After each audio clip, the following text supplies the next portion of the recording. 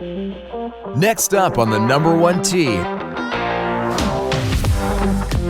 Well, hello and welcome back to your virtual tea time. My name is Tori and I have a crew here. We're fresh off the airplane from Pebble Beach. We got Ashley here. Hi, Ash. Hi, Tori. Lee. Yeah, get it right. Ashley does not like to be called Ash. Oh my God, I must have called you that like 10 times. She hates it. Everyone does. It's hard not to.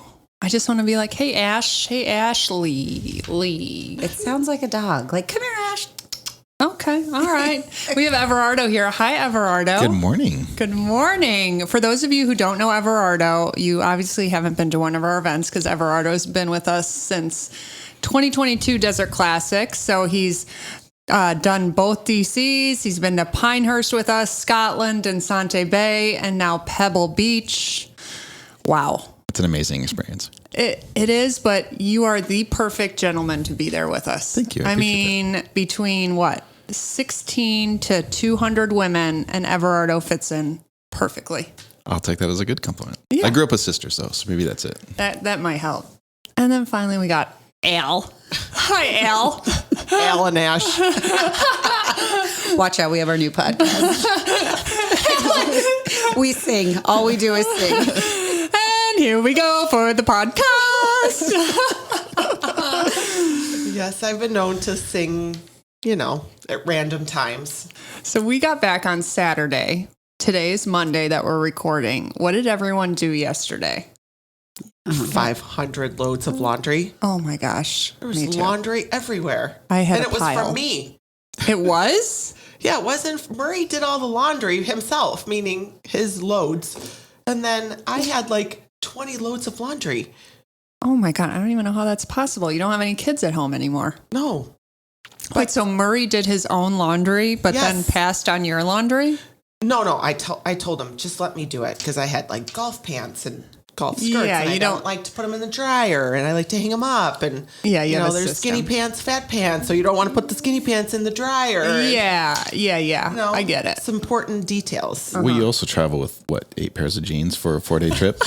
She does 6. We arrived at Pebble Beach last Monday, so a week ago, and Alix goes, look at this packing cube. I was able to fit 6 pairs of jeans in it. Meanwhile, it weighed about 42 pounds. I'm surprised you didn't. Wait, you missed it. 6 pairs of jeans, and I wedged 6 pairs of golf pants in there too. Alix had at least 3 different outfits for each day. It was a 40-pound cube. Well, speaking of laundry, I did throw those golf teeny pants in the laundry by mistake, but I didn't get them in the dryer. Oh, that's fine. Yeah. Yeah, she said the wash was fine. It was just don't dry. Okay. Yes. Yeah. So phew. Thank How you. do you see? Murray probably would I have pay attention. It's the same thing with my laundry. Like, some things go in the wash and some things go in the dryer and some things don't. Okay. I haven't started laundry. I had kids' stuff all day. Ashley actually, before Pebble, had like a week free of children. Her kids went to the grandparents' house. Well, Texas. They took them to Texas. Now, how many selfies did you take with your husband during that week period? Because every Instagram story that we got a hold of had you and Dave 220 on it. A lot. I mean, we took a lot. Nice. It was our first time in probably 2 years that it was just us, no kids. And we took advantage. We were going out to dinner, going get massages. We had a good time. We were living Couples massages? Alix's life. Oh, yes. No. It's us 24/7 for the past 2 years. 2 years ago, Alix was becoming an empty nester and everything changed. Mm-hmm. Yeah, wait till you get there. How many selfies are you taking with Murray nowadays? None. Okay, let's dive into it. So I wanted to do a show. Now, correct me if I'm wrong. All 3 of you, that was your first time at Pebble Beach. I've been there, but as a kid. But as a kid. Correct. I've done the drive, but never been to the Been there. course. Same. And- Done the drive. Never played. in. Yeah. Okay, so I thought, and I've been there before, but it was so long ago that did feel like a new experience for me this time too. So I thought we would go through kind of, what to expect when going to Pebble Beach or what we learned from going to Pebble Beach for the first time and kind of go through the rundown. So, and also kind of recap our favorite moments from the retreat. So, first and foremost, I forgot how small Monterey airport was. was So that's where great. you fly into. Yeah, that was great. Because Yeah. I was comparing them a little bit in the middle of the night when I woke up last night and was Yeah. thinking about how I have to compress the ball a little bit more. Literally. I was like, I think I was just moving my arms and not anything else. But it was, Pebble or Pinehurst, you fly in, drive such a long Yeah. way. So you fly into Raleigh-Durham typically for Pinehurst, and you drive an hour and a half. Yeah. And that, and you fly across the country. So that was a completely different experience than Pebble was so easy from Phoenix. Yeah. Oh my gosh. Yeah. And you fly into Monterey, and Everardo, what do you think? There are like 2 gates there? I think so. It reminds me of, I don't know, it's St. Louis or Kansas City. One of those is like a tiny, tiny little airport too. Yeah. And it was nice. It was so, it just reminds you of the day too when you could go to the gate. Like, that's kind of what it felt like too. It was, I don't know, or Terminal 1. For those of you that have actually been in Phoenix forever, like it reminds you of Terminal 1. It's Where like it the was just- Flagstaff Airport for sure. The guy checking the bag is the same guy that's taking your ID and doing TSA, and the same guy who's running it through and looking at the monitor. He'll He's also like one person. he'll also heat up a hot pocket for you too. So we flew in again Alex and I went in a day early. Everardo and Ashley came in on Tuesday, and part of the retreat is greeting all the retreat players at the airport, making sure they get on the transportation safe, make sure they get all their luggage, help them in any way possible as soon as they arrive to the destination. And this trip we had quite a situation happen. It was a interesting one. I used all my Dateline and CSI experiences to solve a crime. Yeah. So tell us what happened, Everardo and Ashley. You want to go? Yeah, so it's a tiny little airport, right? So a tiny little carousel for luggage, and everyone's just there chit-chatting and waiting. And so you really can't misplace a bag.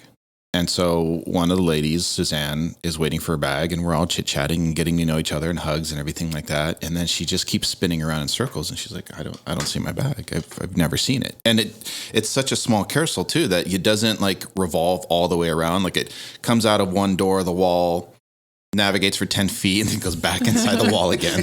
There's a small window. Yeah, like you get your bag or you don't. Yeah. And we're like, all right, fine, big deal. Like we'll just go to the counter and get it settled. And meanwhile, we don't want to hold up the rest of the guests that are there. So we kind of split up and say, look, Carlos says, I'll take care of this. I'll wait with her for the bag. You all just go to the resort. Mm-hmm. Cool. So we get on the bus. We go to the resort. 10-minute drive, 15-minute drive at most. Ashley and I go shopping right away. Let's check this place out. Let's buy some goods. We get out of one store. We turn and we see like this like gaggle of people by the front entrance, and then we see them. We're like, oh, maybe she got her bag. Let's go check on her real quick. And there's like panic in their eyes, and she's like, we're like, what happened? She's like, my bag is on the move. We're like, what do you mean? She's like, well, I have an AirPad, like a tracker in it, and my son just called me, and he says that the bag is moving. It's left the airport. We're like, oh, cool. Well, maybe they're delivering it here. No, it's going in the opposite direction. To Salinas.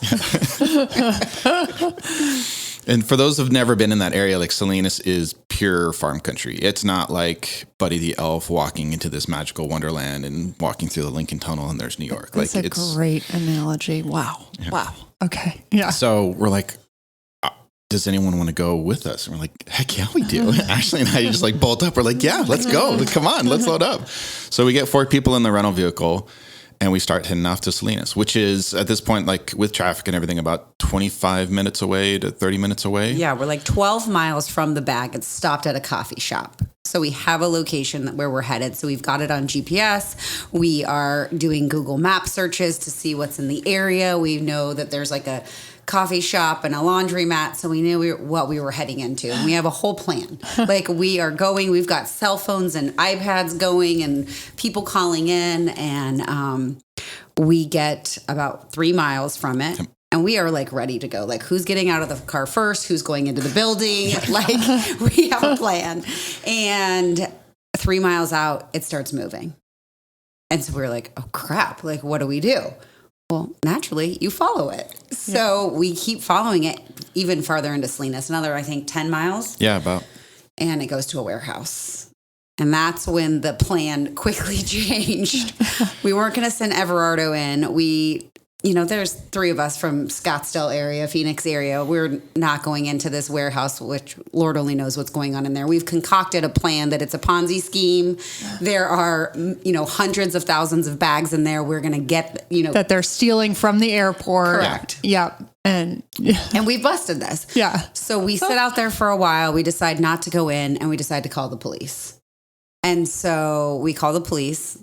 They weren't really entertained by us, our ideas of what was going on. We'll get to it when we get to it. We're like, well, we're sitting outside. What do we do? Wait. Okay, well, there was a taco shop, and I wanted to go to the taco shop, but I was not allowed to get out of the car. So we had snacks. Everardo ate most of them. And we just waited. I mean, for how long? Over an hour. We were on surveillance. And I've legit been hired twice now to do surveillance for people. And the first thing I learned was you bring enough snacks. Wait, you are... I feel like he's the person that's like, oh, yes, I've been an embroiderer once. I've had my own company. I've had car dealerships. Wait, what? Yeah. You... Really? So by HOA associations, they just wanted to catch the riffraff who is making all the ruckus. So that way, when they did the board meeting and they could restructure the CCNRs, that they had some ammo to go You against. did something else that you told me on this trip too that I didn't know. I've had a lot of fun jobs. I worked at Headpan Racket Sports. I was in charge of the custom tennis balls for a long time. Really? Yeah. custom tennis balls. Wow. Okay. Really? Yeah. I managed a cigar shop and I had my own fitting studio for golf and I've done some fun stuff. Well, back to surveillance 101. Have snacks. Have snacks and use the restroom before you leave. So meanwhile, we didn't expect to be gone this long and we expected to stop at a coffee stop and get a snack for ourselves at that point and use the facilities. Yeah, grab the luggage, have a snack, have a coffee. No, it's in a warehouse now. So let's revise the taco shop. It's more of a taco truck with a missing wheel. So it's not mobile. It's not going anywhere. As suspicious as the warehouse. Yeah. And we're all dressed up in Scottsdale-ish attire. I mean, we're not like in suits or dresses or anything like that, but we don't belong in that area. Yeah. And then also we found out from one of our passengers she wasn't wearing a bra.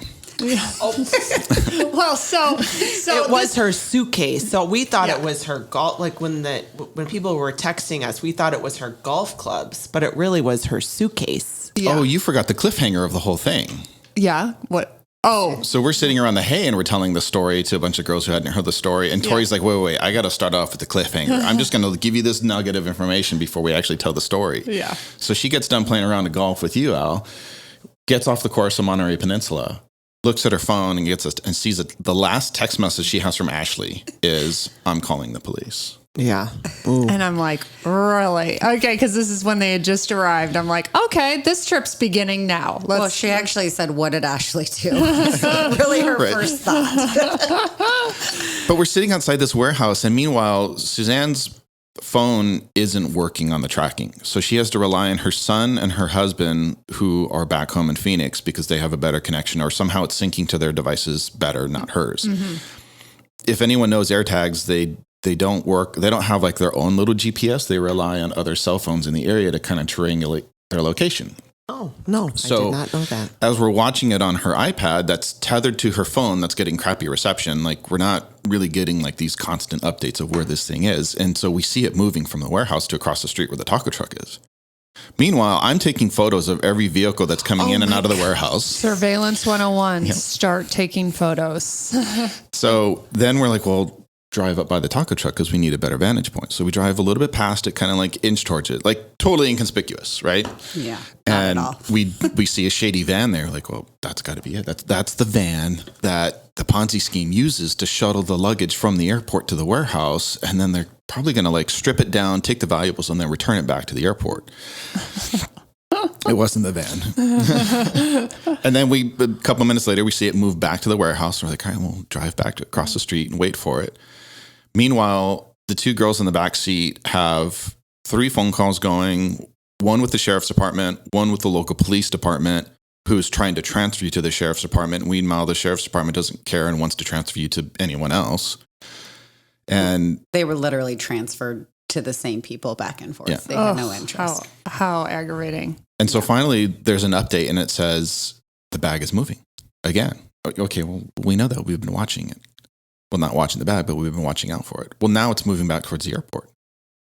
And then The airport police called. The airport police called and they said, hey, your bag is en route. And we're like, well, how do you know? We know because we see it on the tracker. How do you know? And they're like, oh, well, meanwhile, when you called us on your drive down there, we pulled the security footage, which is cool and eerie at the same time. So they asked Suzanne to describe herself and describe the bag and describe the group that we were with. So they go through the security footage, timestamps and clocks, and see that her bag comes off. There's a gentleman there who grabs it right away. And for those of you that are kind of listening on the podcast, it's like he holds it up eye level, spins it around, looks at it, kind of stares at it, confused look, and then is like, okay, and walks off. So then they track the security footage to him walking out of the airport, getting into a company vehicle. They see the logo on the company vehicle, and then they run the plates to confirm that it's a company vehicle. They call the company and say, hey, this is the airport police. This is so-and-so. We believe you have a missing bag. I guess the guy runs out from the warehouse into the vehicle that was in the parking lot, grabs the bag, confirms that it's not his, and then they decide to drive back to the airport to return it. That's not at all what our story was in our head. No. So it was as simple as someone taking a bag that they thought was theirs. But that is kind of crazy how the airport police is so sophisticated in the back end to where they solve the crime before anyone else. There was a lady there that Suzanne had saw had a similar bag, and she also identified that lady for them to look out on the cameras, and they also followed that lady to her car, and she sat in the car for 30 plus minutes and didn't move, so they knew it wasn't the wrong bag. She had her own bag because that bag didn't move in the time frame that we had moved. Oh, and that was a cool thing. So when the airport police called and said, yeah, it's returning back to us, we tracked it back to this company called RDO. And Ashley and I and everyone else is just cracking up in the van. We're like, we know that. Like, we're in front of this warehouse. We see that it's this place. And the guy's like, well, how did you know that? Like, well, we followed it too. So crazy. Meanwhile, like, it's amazing how your story of like human beings and life kind of evolves from there. Because from the time from leaving the lodge to barely getting onto the freeway, we'd already concocted one part of the story. Then in the 30-minute drive of getting out there, having it move from the coffee shop, following it to the warehouse, the story just kept evolving and evolving. Right. And it's like this giant snowball of a thing. And then even on the way back, you want to believe like, oh, well, maybe it was just a simple mistake. Maybe someone just got the wrong bag. We're like, oh, no, couldn't be. How could that happen? How can you confuse this? You know? Yeah. So we get back to the airport. She talks to the police officer, and the police officer had already gotten all the contact information from the other person just in case something was missing, and got his version of the story. And he's like, yeah, I don't travel much. Using my wife's luggage. It's a green suitcase. And I don't know it. It's not really my bag. But meanwhile, we're all like, well, what's the first thing you would do when you get a bag off a carousel? It's like, check my tag. Yeah. But we're all thinking like, how do you take a bag, drive it 40 minutes away, realize you have the wrong bag, and not just open the tag and call the person that's on there saying, hey, I'm sorry, I got the wrong bag. I'm running it back to the airport. Well, and then this whole excursion took place with Suzanne and her friend Tracy in the car, both participants of the retreat. And I get a text later that night from Suzanne saying, I have two new best friends, Ashley and Everardo, after spending that experience. So thanks for taking care of them. Of course. It was an amazing experience. It was fun. So back to the airport. It's about, let's say, a 10-minute drive to Pebble Beach. Very short drive. Yeah. And Pebble Beach provides all hotel guests with transportation from the airport to the resort. So we utilized that. And the first night Alix and I were there, we went to the tap room. Okay. We were able to squeeze in. Best. That was the best. I mean, we had a lot of good meals. Yeah. Maybe it was a situation where we buddied up to the bar and it was bustling. Yeah. It was Monday night. So it was Memorial Day. It was Memorial Day. One of the basketball games were on. Well, Game 7 was on. Yep. And we got these last two seats at the bar, and it was totally packed. A lot more women in the bar than Pinehurst. Well, I kept saying to Tori, there's way more women here than at Pinehurst. Like at Pinehurst, I felt like it was around the same time, wasn't it? It wasn't. It just felt like maybe out of 300 people at Pinehurst, you saw like 10 women. I don't know, scattered around. Whereas here, I felt like it was like not 50-50, but it felt like there was a lot of women it was like couples, and it just felt more. Yeah. The shops were full of all kinds, women, families, everyone. I think, stereotyping, but the guys go golfing, the women go shopping, and, they're out there on a family trip or a couples trip or whatever. But there was definitely, it felt like 50-50. Yeah. So we had the spinach salad. We both had the spinach salad. We both ordered the same thing out of like 30 things. Well, on the you know menu. what? It's night one of the trip. We're still thinking we're going to eat healthy. We still have good intentions going forward into this retreat. And so we both picked the salad. Well, meanwhile, the salad was probably just as many calories as a hamburger or a cheeseburger, but it was the most delicious salad. Yes, ever. best salad.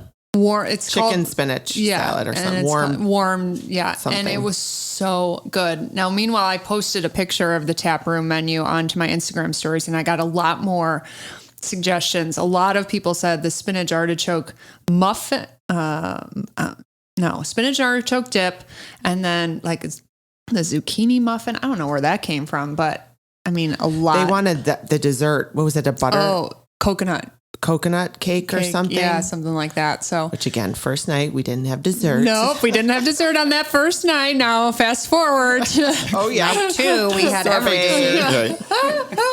So, highly suggest the tap room. And then, so Alix and I golfed at Monterey Bay Peninsula. Now, meanwhile, we didn't realize this, but that was going to be the best day of the week as far as weather is concerned. So this was on Tuesday. We arrived Monday. This was on Tuesday. We played the Dunes course. It was stunning. We were able to get on with friends from Desert Classic. I mean, women we never would have known if it wasn't for Desert Classic. And they invited us to come out and play. That was a great round. Yeah, it was a lot of fun. I And it was I had beautiful. pants on. I was really not feeling the pants. I don't like to wear pants when I golf. Well, and it was bright sunshine. It was warm. And so we're thinking, okay, well, this is not as cold as we thought it was going to be because the forecast did not look great. Meanwhile, that was definitely the best weather day. No. When we left, that was another nice one. Yeah, the sun finally came out. Oh, yeah. So what would you guys say about the weather that we experienced? Or what would you say to the person just going to Pebble Beach? It's cold. Layers. Don't wear open-toed shoes. Yeah.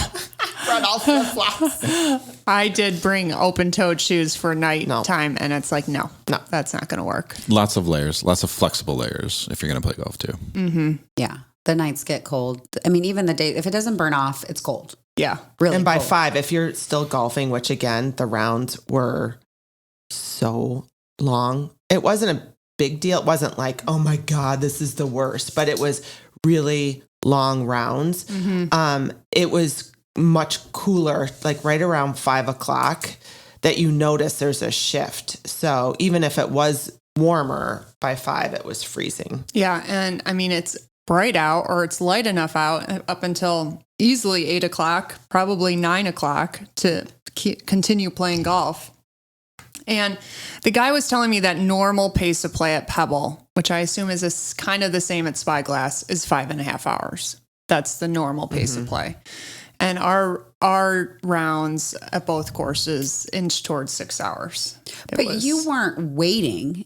So I was off both days, first one off. So in front of us, we landed at Pebble. We landed on maybe hole 5 and there were 5. The guy in front of us said there were 5 groups waiting on that hole. Oh, that's the par 3. Well, no, sorry. It's the one where you go up that giant Sideways. incline. So is that, because my caddy kept saying, now these are the harder holes. Now, meanwhile, I was in every sand trap. I was zigzagging. You're talking about hole number 6, the par 5. 6 is so that long par 5 that goes Yes. with that cliff off the side. So he said the first 5 holes are easy. Now, mind you, double, triple, double, double. Okay, so and not I'm easy like, for you that day. And then I looked at that hill. I was like, is this like Game of Thrones? Like, is this hill, like, how am I supposed to get up that hill? And then I par. So it was like kind of an interesting thing. Like the harder holes I did better on. Just, I felt like he gave me better strategy. I know I'm jumping around. Yeah, but anyways, no, it's okay. But the pace of play, the guys in front of us who are from Georgia said, and the one guy was from Greyhawk. He said he was from Scottsdale. He said it was 5 groups when they arrived on that hole, which I thought was interesting. Yeah. So just be prepared that you just have to think it's going to be a 5.5 hour round regardless, maybe a little bit more, maybe you'll get lucky and it's a quicker day, but you know. I think part of it is probably just the whole scenery of it, right? It overwhelms you. It's very, very breathtaking out there. Even on Spyglass, like when you're playing the first couple holes that are over by the ocean, it's this amazing view. And then all of a sudden you make the turn, you get to number 6 and you're like, okay, I'm back in Flagstaff. I'm playing in the forest. Yeah. Yeah. And that's why I love Spyglass so much. It like goes to 2 different climates, atmospheres, and no, it's a beautiful course. Wild animals everywhere, turkeys, deer. So we saw more deer at Spanish. Oh, yeah. Well, and I almost think that, that was the Spanish. deer at Spanish Bay were the same deer we saw at Spyglass they or were. Monterey. Yeah, Yep. like it was a lot of baby deers out there. So let's talk about Spanish Bay because that is the course that I played. I've played all 3 last time I was there, Spanish Bay, Spyglass, and Pebble. And Spanish Bay gets, it's kind of like the ugly stepchild of the 3. People really, talk a lot about Spyglass and Pebble, and it's kind of like they throw Spanish Bay in there, just because. I have to say, I had a blast. I thought the course is a lot of fun to play. It didn't have as many blind carries or like short layups off the tee that I remember. And so Were it you was just a playing the great same course. tee box though? If we were playing a different tee box last time, it was only like 1 back. It wasn't anything dramatic. So I don't know. I loved it. Everardo? I loved it. I'd rank it as my second favorite Yes. above Spyglass. Yeah. Me too. Well, yeah. Really? Me too. So you guys, sorry, Ashley, sorry, I just stepped on her toe. So 1,000,000%. Well, let's take Monterey out because I really enjoyed Monterey. Yeah. But of the 3 courses, by far, I did not like Spyglass. I was in the rough. Really? No. Nope. and No. and because of the rough too, because Pebble Beach is hosting the women's US Open in July. So the rough was pretty long at Pebble when you played it. The rough at Pebble was so much easier to get out of than Spyglass. And then our caddy said that they took the fairways in. Yes. Did you hear that? Yeah, they were narrowing the fairways already. Narrowing the fairways. So I would look down those fairways and I'd be like, okay, yeah, this is going in the rough again. Oh, at Spyglass? Yes. And so Why were they narrowing the fairways? No, Did at they Pebble. tell- Oh, at Pebble. I thought somebody told me they're narrowing. Maybe it was my caddy. They narrowed the fairways at Spyglass too. Maybe for both of them, just to have 2 really competitive courses for that week. I should have chipped laterally. Like if I were to do it all over again, I should have. Like remember when I watched Oak Hill? Our parents belonged to Oak Hill, and I remember eating dinner and looking down and I'm watching these women chip out of the rough laterally. Yeah. I'm like, what are they doing? Well, it was just like you would just get back on the fairway at all costs. That is my new strategy. I would get back on the fairway and try to hit a club straighter. My drive just was not bouncing towards the fairway. Well, there were several times that you would hit the fairway, but you'd be penalized by getting the downslope and then it'd roll off into it. Yes. Or up against that huge collar. Yep. That was a couple times too. It was brutal. So a little bit about getting to Spyglass and Spanish Bay too. You catch a shuttle. There's shuttles that go around the properties all day long. And Spanish Bay, if you're staying at the lodge, Spanish Bay is the last stop. So you really have to allow yourself enough time, like 20 to 25 minutes to just get there if you're taking that shuttle. And then Spyglass is more like halfway. So it's more like a 10-minute shuttle drive there. And Spyglass has the range also. So Oh, yeah. Pebble and Spanish don't have ranges. So then you have to kind of figure that in. Yeah. So the Pebble Beach range you can walk to it. It's a little up a hill, but it's an easy, like it's a short walk, or you can take the shuttle to the Pebble Beach range, which also you'd use for Spanish Bay. So what else would you tell the listener that's never been to Pebble Beach, or maybe they're going this summer, about the courses, the actual courses? Well, from talking to some of the other ladies on the trip, and then from talking to Al about it, if you're going to go that far and be on the peninsula, you want to play on the ocean. You want to see it. You want to see the cliffs. You want to see the water. You want to hear it. And I think that's why Spyglass was also kind of the least favorite. Yeah, there's a couple scenic holes that are right up against the water, but then that's it. You're just playing in kind of another wooded forest area. It felt like Flagstaff to me. Like, not really, but it felt like, okay, I'm in the woods. I'm up north in Flagstaff, and I feel like I play those enough. I felt like I wanted to see something else. Yeah, we want to see the water.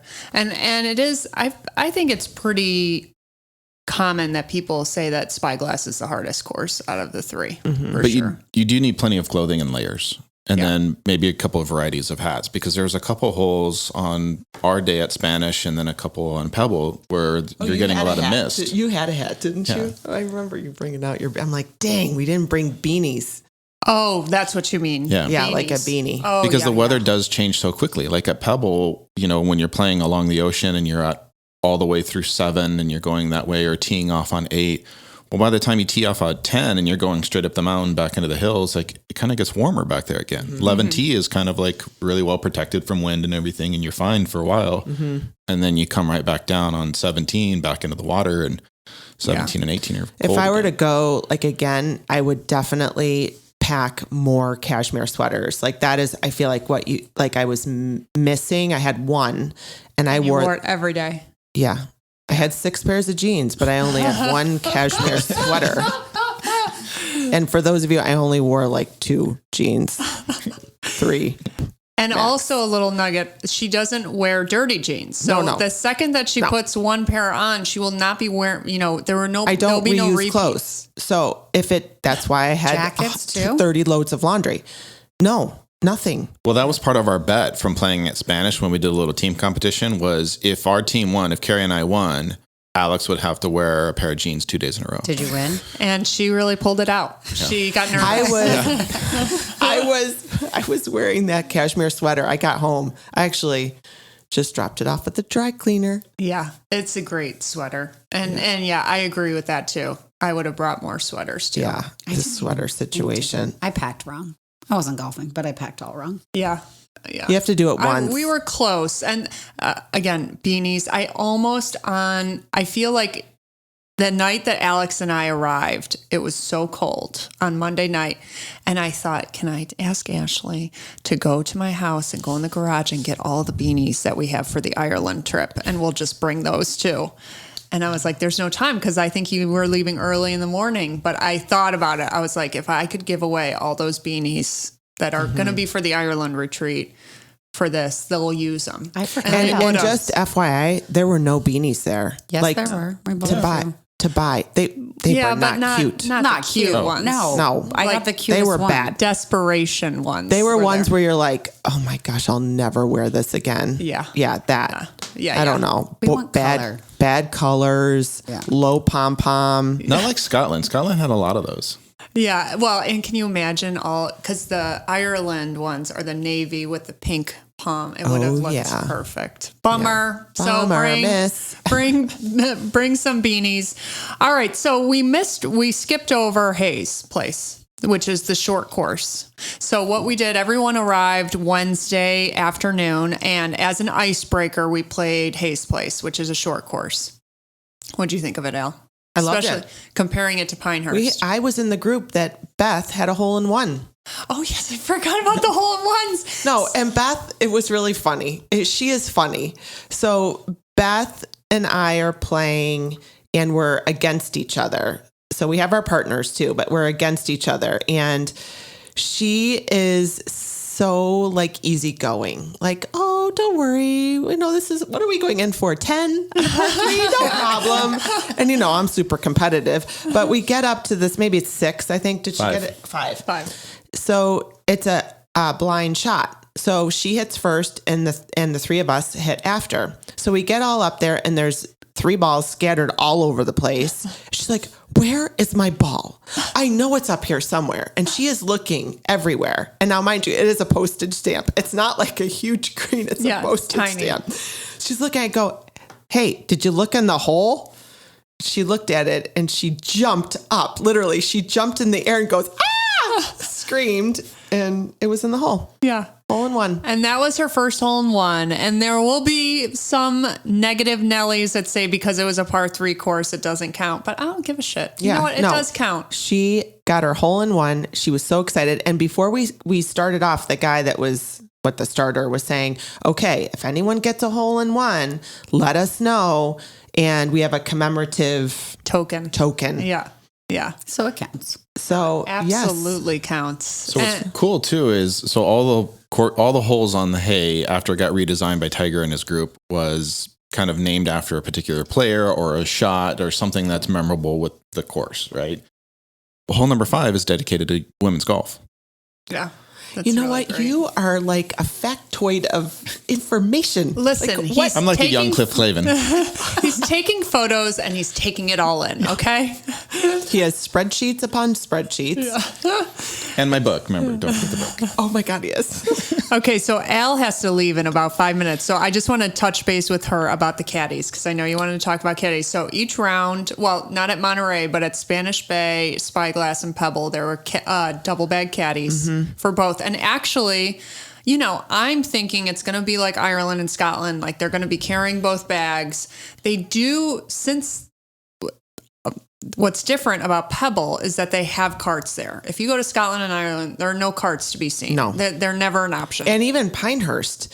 So my only experience with like true caddies, you know, I've had a couple for club championship, but to me, like where you're getting that experience with those people, local knowledge, everything. So Ireland was the first time, Pinehurst was the second time, and this trip has been the third time. Mm-hmm. And, you know, everybody is very good. They're excellent. You know, personality wise, it's very difficult sometimes and different. Not knocking anything. I'll tell you, those Ireland guys, man, they carry those bags that is like up and down terrain, and they don't make you change your bag out. So they carry your bag and they double Two bag. bags. Two bags. Yeah. Up and down, up and down, up and down. Okay. That's number 1. Pinehurst, those caddies. I loved them. No, I loved them too. I mean, Ireland was excellent. But Pinehurst, though it was hot, it was humid. Now there was not a lot of up and down. There was a little rolling, but they worked hard. Yeah. I mean, it was like, I was like, oh gosh, you know, I wouldn't want to be a caddy. Yeah. So fast forward to this trip, and they actually Spanish Bay. I had a great caddy. He was reading my putts. I was sinking like 30 footers. Wait, what was his name again that we used? I have no idea. Okay, thank you. Ours was Scott? No. Wow. He was, would not have and guessed that is the type of caddy that I like. That is just like under the radar a little bit. You know, he knows everything, but he's not telling you how great he is. Like, don't tell me how great you are. I don't want to know. I'm sure you're awesome. Tell me how great I am. Okay. But he was reading and he was getting so excited. Do you remember him? Like he was like, no, he was like fist pumping, and this guy is not a fist pumper. Yeah. Like it was like even keel. He didn't smile. I loved him. Yeah. But the one point I want to make is that they put our bags on a cart and they drove the cart. So you can still bring all your shit and put it in the cart. But they are running back and forth, which does take a lot of time, which hence the 6-hour round. I mean, I think that's part of the reason why, because there was a lot of waiting if you didn't have the right club or you get in the rough and you're like, okay, I'm going to use this kind of club. Yeah. And they're bringing over like 6 clubs for one shot for Nancy and 6 clubs for me. So they're carrying 12 clubs from the cart, it's a lot. It's a lot. And, but it also gives you the option to jump on the cart if you're feeling tired. Yeah. And also, like I said, bring a bunch of stuff, you could stuff all your layers in the basket, but that was different. And we had it that way for all 3 rounds. And, your Pebble Beach caddy. How was your Spyglass caddy? I don't even remember. Good. Very good. Yes. And actually the group, like his partner, the guy that was doing the other two. And again, you sent me the name. What was his name? You lost the bet on that one. I did lose the bet. His name is Kimball. Oh, yeah. I was arguing with Nancy, who was my partner. This was at night when we had a little cocktails. After the round. I don't drink during because I would whiff the ball, legitimately whiff the ball. So I was like, there was no B in there. She was like, I think there was a B. I'm like, it was like Kindle. And she's like, no, I think it was Kimball. Now, mind you, we just spent 6 hours and he had a name tag. It was in the rough. You were calling him the wrong name. I was like, Kendall. So there again, I had to go back to airport security footage, pull up the photo, and find out his name's Kimball. He enlarged his name tag. Oh my God, because you're taking pictures. Because you lost. So I actually didn't. I should text Nancy. I haven't texted her that she won that bet, but she doesn't. She was really good. But the last guy, was interesting. had capris. That says all. I mean, ankle pants. Okay, rolled. Yep. Rolled. So they were regular Capris. pants, and he preferred them to Capris. show off his ankles. Yep. Well, we won't say his name, but he was, he was getting, so I have this thing about being like, I don't want to disappoint my caddy. Like, I'm always like, I'm sorry. I didn't put that in. I'm sorry. Yeah. I just wanted him to be proud or them to be like, if they tell me to go somewhere and you execute it, there's nothing that feels better. It's not like I'm trying to shank it to the left. No, I want to hit it straight. So he was getting mad at me for the first 4 holes. I was all over the place. I was in every sand trap. So he was like, really? Yeah. I'm like, really? You are saying really to me? And you guys are the better golfers of the group. Could you And I imagine kept if you coming up. got- They're flanked with, those greens, they're flanked with sand traps and they're deep sand traps. And the opening is maybe 5 feet wide on some of those. So you really have to get the yardage right. And all week I was going up 2 clubs. That's another thing. Mm-hmm. The air is heavy. It's cold. If he says it's 115 and he's saying play at 125, I was using my 140 club sometimes. Yeah. Like I had to make that adjustment. He was saying to me, the yardage, but I was really not getting it there. So that's why I was it. So I did make adjustments, but it took me 6 holes. Yeah. And we witnessed, so again, Ashley and I, we have our own cart. Carrie Canoy, our other captain, has her own cart with Everardo. And so we're kind of going group to group, taking pictures, touching base with everyone. And we see Alix, a couple times through the round. And every time we start listening to our caddy and we all look at each other like, what the fuck is going on? No, like it was a totally unique experience. I've never seen anything like it. It was. My goal was when I made that turn on 6 or whatever, when I was sitting there, I'm like, okay, I'm either going to get mad, or I'm going to win. Yeah. I'm going to turn this guy around and I'm going to be in charge. Yeah. Yeah. And I started singing. I started doing my little high kick, happy feet. I started, saying, how about that one? And that seemed to get him out of that. I felt like I had to you had to give it back to him. Yeah. And your partner was Jackie Booth, okay, who is the roughest, most hilarious human being ever. And she just gave it right back to him. Oh, no. She kept saying, wait, she had this one liner and she would say, not no shit Sherlock, but she would say, oh, Captain Obvious. Yeah. When he would, right? Yeah. When he would be like, okay, it's left to right. Okay, Captain Obvious. Or I was standing there when she asked him for a pencil and he goes, no, I don't have a pencil. She goes, what the fuck kind of caddy are you? And then he would start they didn't have smirking. any ball markers. Yeah, it was very weird. It was he was a tough love guy. He thought the worse he treated you to, the better you'd play. God. Let me give everyone a visual of this is what I've come to. He was like The Rock meets Sylvester Stallone. Like that was what he looked like. Yeah. in And walked personality. like Dustin Johnson. Yeah. With like, Someone rolled actually pants. said that too. Was like, oh, he reminds me of Dustin Johnson. Yes, on him. Because like he was that walking strolling. so slow. Yeah. And he, he wanted to tell me how good he was. But did he go get your He clubs? told me he told me in earshot that he was a scratch golfer. Like that is what I'm He was like qualifying himself. Like I didn't ask. Did he hustle and go get your clubs for you? Because I didn't see him hustle. Never. No, his pants were too tight to do that. He couldn't even rake a bunker. Everardo felt bad for me because I was on 18. Then I proceeded to go in another 10 sand traps. So 18 on Yeah. Pebble Yeah. lines. The whole left side is I couldn't get out of Yeah. the sand trap. I just kept going into the sand trap. And Everardo goes, I'll rake the bunker because I was going to go rake the bunker. Yeah. It was a very odd situation for anyone listening who maybe has never had a caddy or is worried about having a caddy like this. It's not normal. But It was fun. You know what? It didn't deter from The me experience. having a great time and loving it. It just, I had to put it like aside and enjoy the, pars I have that I to had. believe there was a method to his madness, though. Like there was a reason he was being like that. I can't imagine he's just that big of a dickhead. I don't know. It was weird. It was weird. So moving on, Al, do you have to go? Sorry. I can wait. No, I'm good. Let's talk about caddy tips. So I looked it up. A lot of big resorts and golf clubs on their website, they'll give you a suggested caddy tip.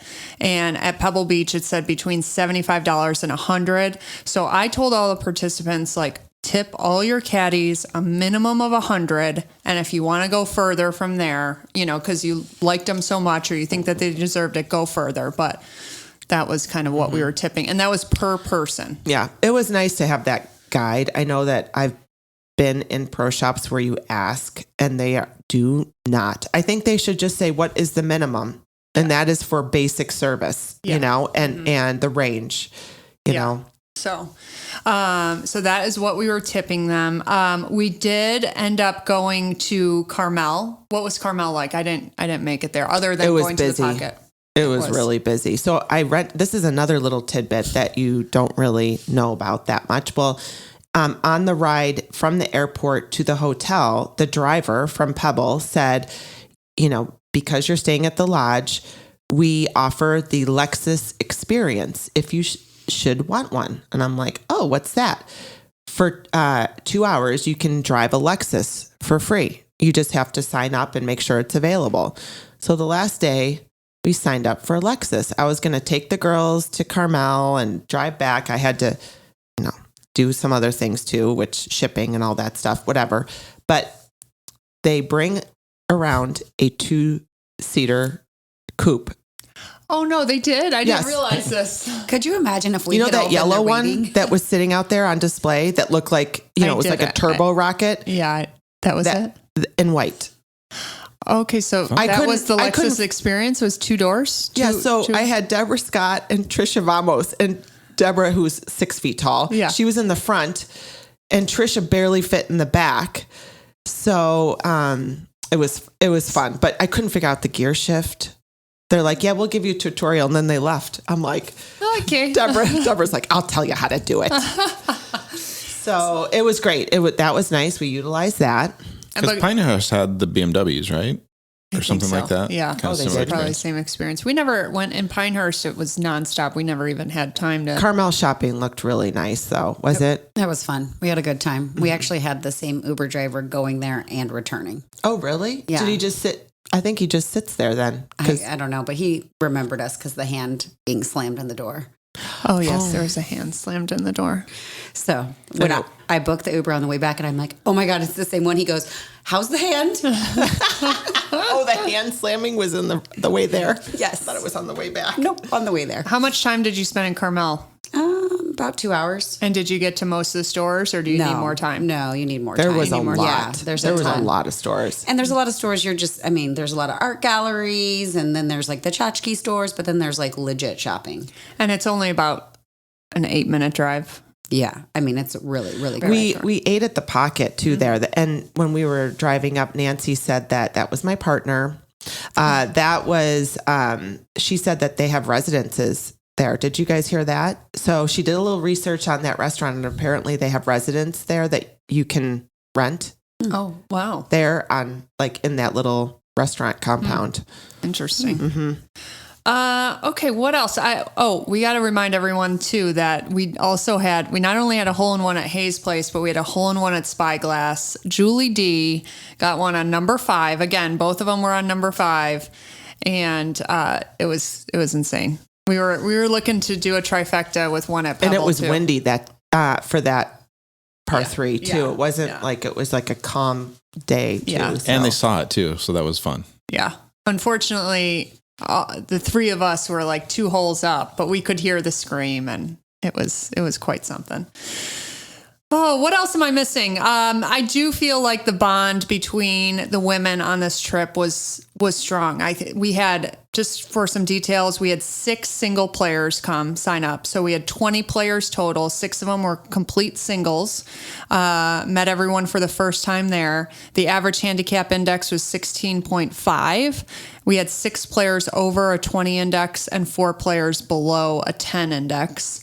And I think that we mixed it up every night with dinners, and I think everyone really bonded with everyone. Yes. It wasn't any cliquey feel at all. And there was a lot of local Arizona people that came on this trip. So I was worried. I did try to sit at different tables than my little golfer friends, and just to meet new people, and did meet a lot of great women. Yeah, definitely. But all the women were doing that. It was a nice thing because as I take different pictures, my goal is always to take pictures of everybody in multiple times and multiple occasions. And on certain times it does become cliquey. And this trip wasn't like that at all. So it was neat because at least from my perspective, it's like, okay, cool. Now I can get a different shot of these 4 women together. Now it's these 5 women together. And everyone got along so great. No, they really and really a lot of Arizona Country Club women came, and I got to know them even a little bit more. Sometimes you get in your own foursomes or whatever groups within your club. So it was nice to spend time with other girls too. Absolutely. Everardo, after all these trips you've been on with us now for this past 18 months, what have you learned the most by being around large group of female golfers? Probably a lot of it I can't say in the air. It's very informative and educational from my experience. We do. Everardo hears everything. I mean, Did he hear that some of us didn't go to the bathroom for 5 days straight? Yes. And what we were doing to alleviate that. Yep. And he doesn't mind. He gets into the conversation and it's all normal. So he hears everything. I mean, I'm already thinking like, well, can I run to the store and get you something? How can I help? He's texting me the day after. Everything good? Everything flowing right? Look, I photographed professional men, professional women, amateur groups, and I don't say it just because I'm in front of you girls, but the women are the best. They are supportive of each other. They're high-fiving each other. It doesn't matter what the score is. It could have been a triple. And they're high-fiving each other and celebrating those putts. Al's probably one of my favorite people to photograph. Oh, no, I love it. Because it's like shaking the little duck feathers at the end when she rolls that putt in. And she gets so amped up with it, but so does some of the other women. Like Alice, I never expected Alice. When you first look at her, you're kind of like, because you kind of size everyone up. Like, all right, well, who's going to be my like dynamic, fun, laughy, high fiver kind of girl? And who's going to be the little more subdued or more into herself or her game? And so unfortunately, I pegged Alice as like, okay, well, maybe she'll just be a little quiet. No, she's out there like fist pumping and rocking it and screaming and hooting and hollering. Yeah. That is I think the biggest thing is getting a group of women together and not knowing how they're going to react. And really almost every single trip, really every trip has always been, you meet the best people. You come alone. If you come alone, your biggest fear is not being included. I've had people come up to me and say, gosh, thank you for including me. Thank you for, and really we were just being ourselves. Yeah. So I think it breeds, these trips are a way to bring everybody together that has a common love, interest in this game. And it's easy to become friends with them because you are like-minded, even though you are two very different people. Yeah. Well, and it's the bonding is the ultimate experience of it too, right? Like so many of the women unfortunately get to share their story of being a widow. but they bond on it and kind of help lift each other up during that process. Some had gone through divorces, some had gotten remarried and are celebrating that part of experience. And no one's catty about it. Everyone's like, oh, that's awesome. That's great. I'm happy for you. And tell me more about it. Or tell me about this person. And then what's interesting to hear now too is how now, because some of the husbands have become friends, because now the girls go home to their respective cities or they're in the neighboring state, so they're not even next to each other, but now they've kind of organized their get-togethers and now they've gotten their spouses or partners together with it. So I think that's the cool experience that I get to see from it. Yeah, absolutely. And Ashley, correct me if I'm wrong, but we really have never had an experience where a single has come on the trip and felt like they were left out, felt alone. Like the group really embraces each other. Because again, this is a group between 12 and 20 women. So it's an intimate setting. We're eating together. We're playing golf together. We're traveling together. And sometimes, like in Ireland, sleeping in twin beds next to each other. Yeah. You close. There's no room. Yeah. I think the singles get embraced very quickly. Yeah. It is a very if there is a couple girls that come together, they see the single and they're like, come with us, let's go shopping, let's go eat or whatever. So it's awesome. Well, let's go search for luggage. Yeah. That works too. Well, it was a successful retreat. 2023 Creek Cup is in the books. Pebble Beach is quite something. It is somewhere where you want to check off that on your bucket list. It is expensive, yet worth every penny. It's a very special place.